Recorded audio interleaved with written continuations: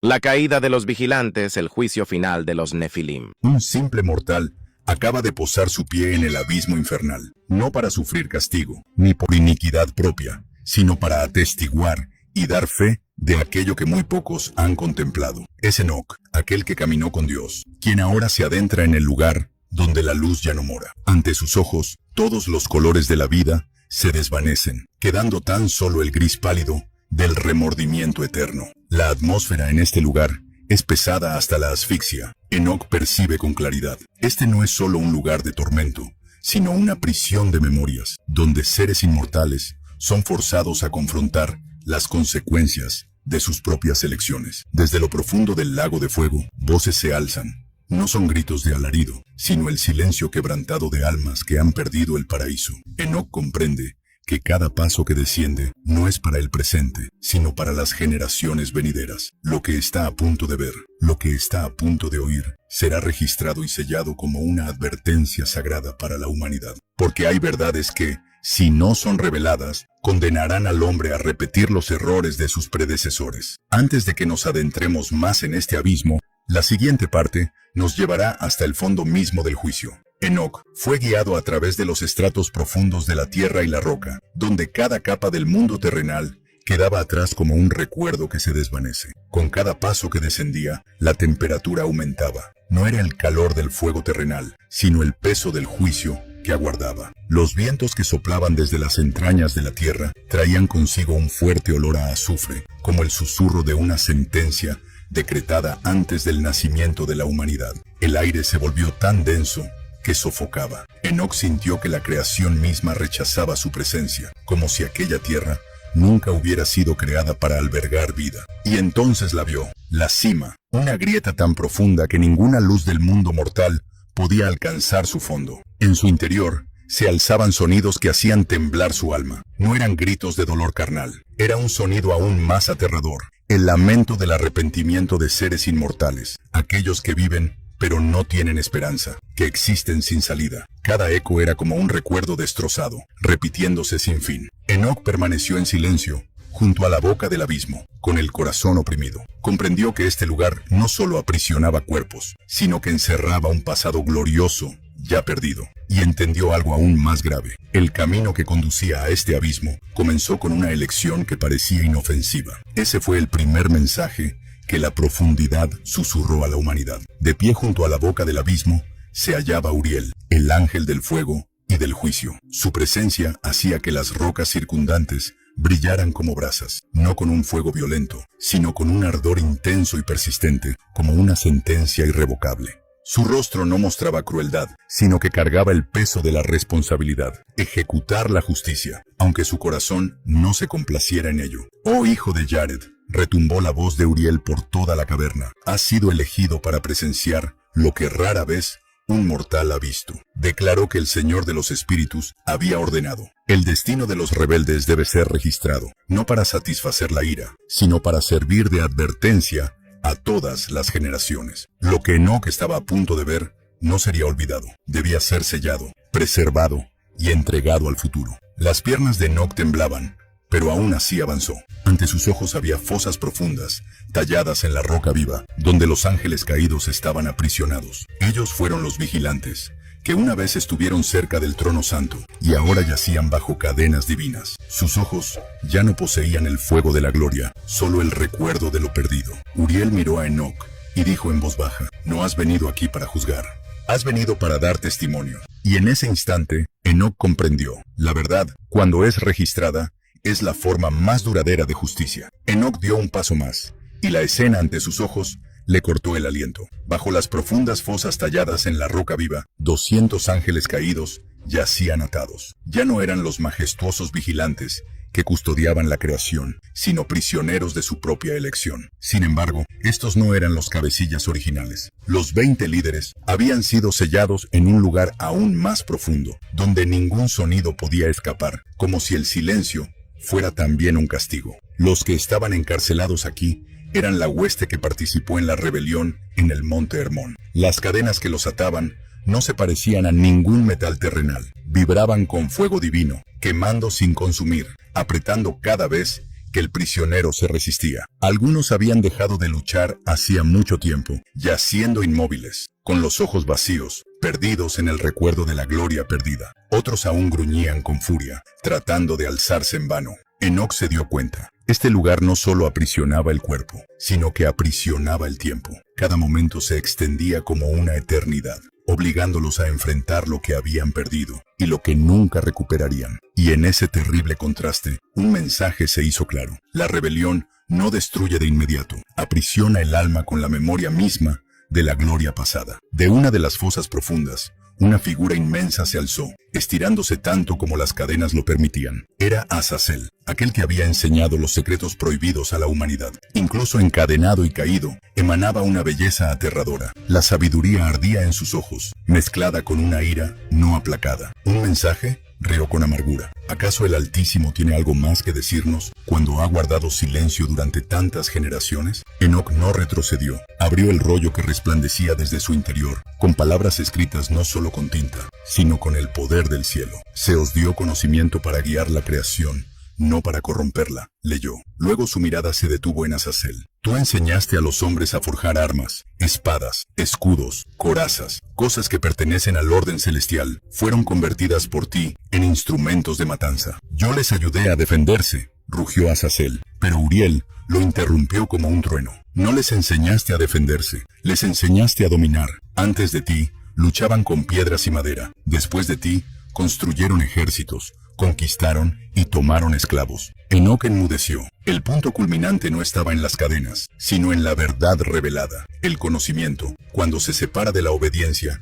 se convierte en maldición. Y ese era el pecado más profundo de Azazel, no por saber demasiado, sino por entregar poder sin límites. Desde otra fosa profunda, se alzó una voz grave y débil. Semiasa llamó Uriel al nombre de su líder, aquel que una vez fue glorioso, que estuvo entre los vigilantes con una luz solo inferior a la de los arcángeles. Ahora aparecía en una forma marchita. La luz a su alrededor se había extinguido, dejando solo el gris pálido de un arrepentimiento interminable. Uriel, dijo Semiasa en voz baja, nosotros los amamos. ¿Acaso el Altísimo no enseñó que debemos amar? Esas palabras no sonaron como un desafío, sino como la súplica final de alguien que lo ha perdido todo. Por un momento, el rostro de Uriel se suavizó, como si el dolor cruzara por el ángel ejecutor. Pero luego su voz se endureció.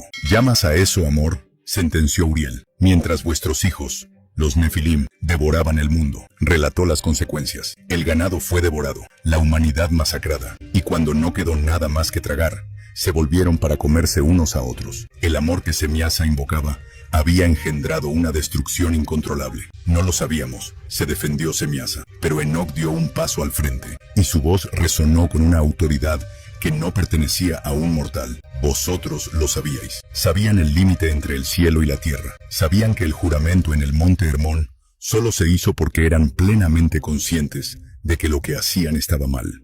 El clímax de esta parte no yace en la acusación, sino en la amarga verdad. El amor que no se somete a la obediencia se convierte en rebelión disfrazada de benevolencia. Y esa es la tragedia de Semiasa, amar según su propia voluntad y no según la voluntad del Creador. El silencio envolvió el abismo cuando Enoc abrió el rollo una vez más. Las palabras que estaba a punto de leer no fueron concebidas por el hombre, sino decretadas por el cielo mismo. Su voz resonó lenta, pesada como cada golpe de martillo que sella un destino. El Señor ha visto todo lo que habéis hecho. Ningún ángel caído pronunció palabra. Incluso las cadenas parecieron dejar de vibrar. Y Él decreta esto, continuó Enoc. Estaréis atados en este abismo por 70 generaciones de la humanidad, hasta el día del gran juicio final. Esas palabras cayeron como losas de piedra. 70 generaciones, miles de años de encierro en plena conciencia, forzados a recordar cada decisión errónea, cada momento de rebelión. Vuestros nombres solo quedarán como advertencia, leyó Enoc. Vuestras enseñanzas serán llamadas maldición. El momento culminante llegó cuando Uriel avanzó, y el fuego alrededor de la fosa brilló intensamente, no para quemar, sino para iluminar el desenlace final. Después de 70 generaciones, declaró, será el lago de fuego,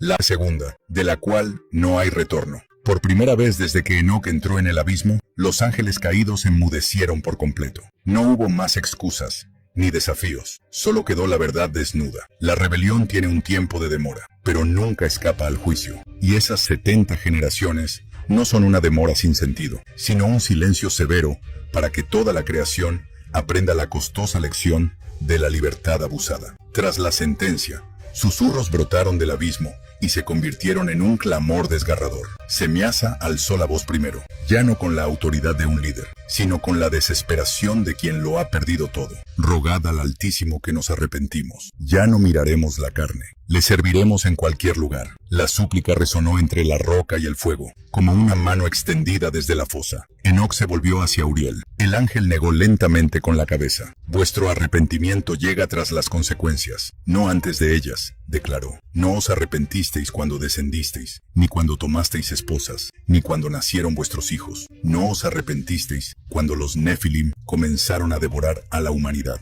Cada frase marcaba una línea infranqueable. El clímax llegó cuando Uriel nombró la naturaleza de aquella súplica. Os arrepentís ahora que estáis atados y en dolor. Eso no es arrepentimiento, es remordimiento. Esa frágil diferencia se volvió severa como una espada. El arrepentimiento exige cambio cuando aún hay libertad. El remordimiento solo aparece cuando la libertad se ha perdido. Enoc permaneció en silencio. Comprendió que la justicia celestial no se conmueve por lágrimas tardías. El mensaje final de esta parte resonó frío pero justo. La gracia no es negada, pero no puede ser aprovechada después de que la elección se ha cerrado. Enoc tenía un mensaje más que entregar, y era el mensaje que destrozaría todos los corazones. Abrió la parte final del rollo, con manos temblorosas al leer, pues sabía que esto caería sobre los ángeles caídos, como un golpe mortal. En cuanto a vuestros hijos, los Nefilim, solo eso bastó para estremecer todo el abismo. Todas las cadenas vibraron, todas las miradas se clavaron en el mortal. ¿Qué hay de nuestros hijos?, gritó Semiasa, con la voz quebrada. Dime que aún viven. Las lágrimas llenaron los ojos de Enoc. Están muertos, dijo, con voz cargada de pesar. Todos. Gabriel fue enviado, haciendo que se volvieran unos contra otros y se masacraran, hasta que no quedó ninguno con vida. Un lamento se alzó, diferente a cualquier sonido. Era el dolor de un padre que sabe que su descendencia ha sido borrada. Pero la tragedia no terminó ahí. Sus almas no hallarán descanso, continuó Enoc. Vagarán por la faz de la tierra como espíritus malignos, oprimiendo a la humanidad hasta el día del juicio. Azazel rugió en protesta,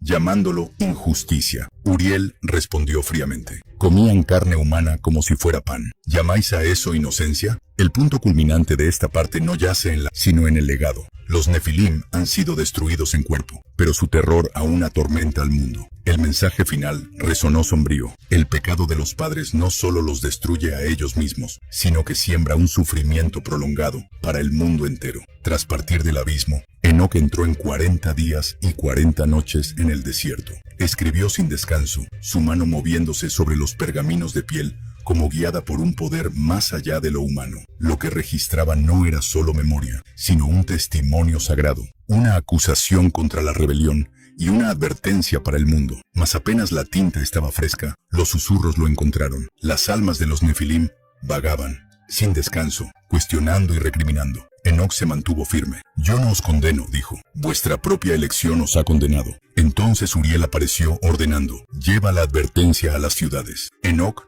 fue llevado a una gran ciudad, donde los mercados bullían. Los hornos de forja ardían al rojo vivo, y los templos eran coloridos. Allí vio claramente que la corrupción había echado raíces profundas. Hechizos con los nombres de los ángeles caídos, armas forjadas con técnicas prohibidas, belleza usada para ocultar más que para honrar. En la plaza, Enoc alzó la voz, volveos. Pero la multitud se burló. Llamaban a la prosperidad prueba de la verdad, y al poder lo llamaban bendición. Permaneció 3 días. Solo un pequeño grupo escuchó, mientras la mayoría le daba la espalda. El punto culminante de esta parte no es el rechazo, sino la tragedia que se repite. La humanidad, aún advertida, sigue eligiendo el viejo camino. El mensaje final resonó pesado. La verdad no pierde valor solo porque la mayoría la rechace. En la última noche antes de que Enoc dejara la ciudad, una presencia majestuosa descendió. Miguel, el gran príncipe de los ejércitos celestiales, se paró frente a él. La luz en él no ardía como la de Uriel, sino que irradiaba el poder del orden, firme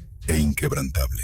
Enoc, resonó su voz, has sido fiel en la entrega de la advertencia. Ahora debes sellarla para la posteridad. En la mano de Miguel apareció una tabla de cristal, profunda como la historia misma de la humanidad. Enoc la tomó y comenzó a escribir. Mientras cada línea era grabada, visiones inundaron su mente. El gran diluvio que se acercaba, naciones que se alzaban y caían, guerras cada vez más devastadoras, conocimientos prohibidos, redescubiertos una y otra vez. Vio claramente una verdad amarga. Los vigilantes estaban encadenados, pero su legado aún caminaba libre sobre la tierra. Miguel decretó: los ángeles caídos nunca serán restaurados, sus cadenas no se romperán, y todos los secretos serán expuestos en el día en que el Hijo del Hombre se siente en el trono. Cuando el último trazo fue completado, la tabla se selló a sí misma y se hundió en la tierra, esperando el tiempo designado. Entonces llegó el momento. Una fuerza invisible elevó a Enoc. La luz lo envolvió y su cuerpo se volvió ligero. Desde abajo, la voz de Semiasa resonó por última vez: diles a ellos que no vale la pena. Pero Enoc ya había sido arrebatado, dejando al mundo con el testimonio sellado y la responsabilidad en manos de la humanidad. La historia de Enoc no termina cuando él es llevado del mundo. De hecho, comienza justo donde nosotros estamos parados. Porque lo que sucedió con los vigilantes no es solo una tragedia de ángeles, sino un espejo que refleja el camino de la humanidad a través de todas las eras. El conocimiento en sí mismo no es malo. El poder en sí mismo no es peligroso. Pero cuando el conocimiento se separa de la obediencia, cuando el poder ya no está atado por la moral, se convierten en una maldición vestida de progreso. Los vigilantes cayeron no porque supieran demasiado, sino porque cruzaron el límite y se arrogaron el derecho de decidir el bien y el mal. Hoy, el hombre enfrenta la misma prueba. Desbloqueamos los secretos de la vida, manipulamos la naturaleza, creamos fuerzas que pueden destruir a millones en un instante. Y al igual que en los tiempos de Enoc, llamamos a eso logro, iluminación, un paso inevitable. Pero la pregunta permanece: ¿estamos avanzando o estamos repitiendo el camino que lleva al abismo? La advertencia de Enoc nos recuerda que no todo lo que se puede hacer se debe hacer. No toda puerta que se abre debe ser cruzada. Y no toda demora en el juicio es sinónimo de permiso. A cada generación se le concede una elección. La elección entre la sabiduría y la soberbia. Entre la obediencia y la rebelión. Entre la vida y el camino que los vigilantes recorrieron. Un camino que no vale la pena.